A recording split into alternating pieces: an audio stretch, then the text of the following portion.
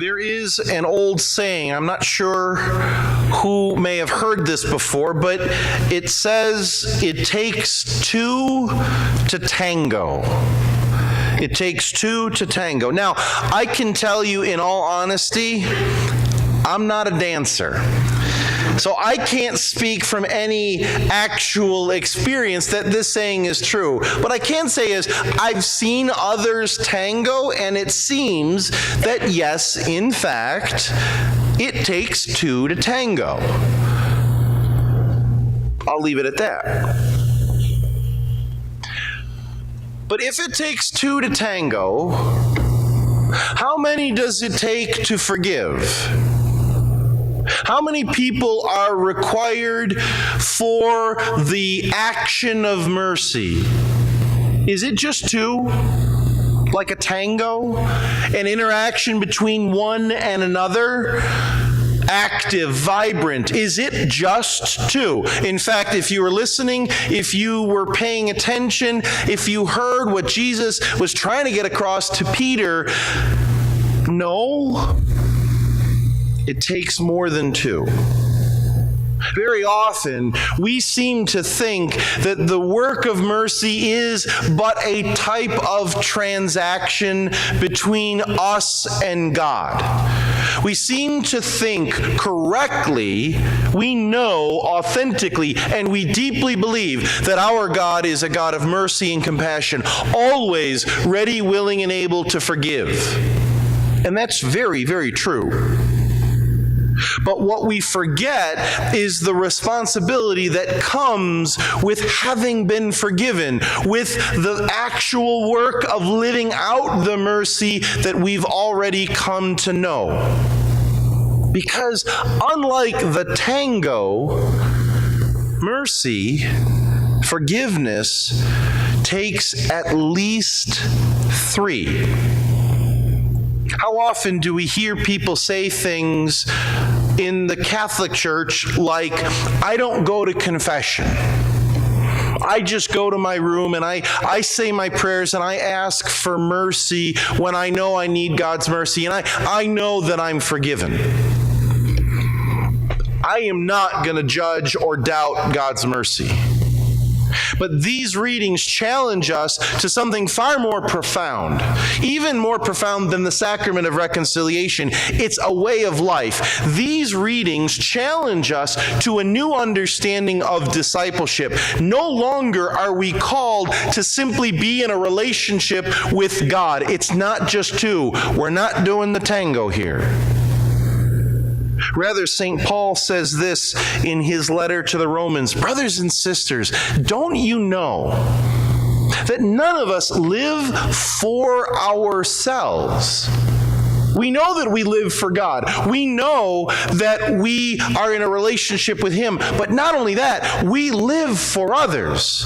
Our lives are dedicated to others. And so mercy and compassion, which lies at the very root of our discipleship, is something that we participate in with others.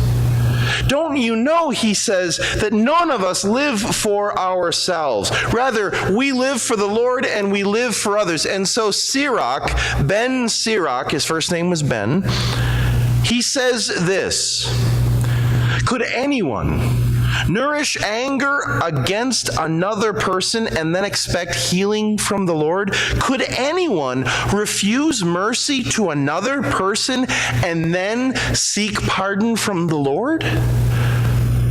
How conceivable is that? Who does such a thing? Who says, I refuse to forgive? Jesus, forgive me?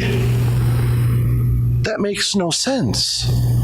Rather, the relationship that we have with a God who is merciful softens our own hearts so that we learn to be merciful.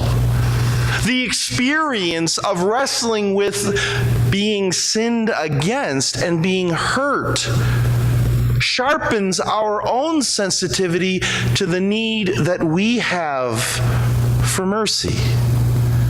I'm not saying this is easy, Please understand, I'm not saying that somehow or other we have to become unemotional robots who, when we've been hurt, automatically turn off the hurt, automatically turn off the pain, and automatically turn into some Christian statue who can just easily forgive. No. There are heartaches, there are wounds, there is brokenness and the experience of being hurt that goes so deep that the best we can do at times is just want to forgive. But that's the step in the right direction. Because Jesus is not joking. He's very serious when he challenges us with this parable, which seems a little cruel in some points, to realize that it's not just good enough to forgive 7 times, as Peter thought he was kind of getting the answer right. No, you've got to go beyond that, he says. You've got to forgive whenever you're hurt, knowing it's not going to be easy. If you know anger and resentment, sorrow and pain, that's normal. Don't turn that off, but struggle with it. Seek to go deeper. Seek to learn from the Lord what it is to be merciful. And remember, please don't forget, you know the old phrase, what would Jesus do? You know this one, right? This is yes, this is no. Remember what Jesus did in the temple, with the money changing tables? So as the saying goes, remember that when we think about what would Jesus do, beating people up and flipping over tables is an option. Someone's celebrating in the front row. I shouldn't have said that. Understand, the experience of being wounded or hurt, being betrayed or sinned against is not an easy experience that we somehow can turn into perfect saints as a response. This is going to take some struggle. But the values of these readings challenges us to realize that unlike the tango, mercy requires more than 2. Our religion, our relationship with Jesus is not just a me and him proposition. Rather, we say this every day, sometimes multiple times a day, in that one prayer that Jesus taught us, the Our Father.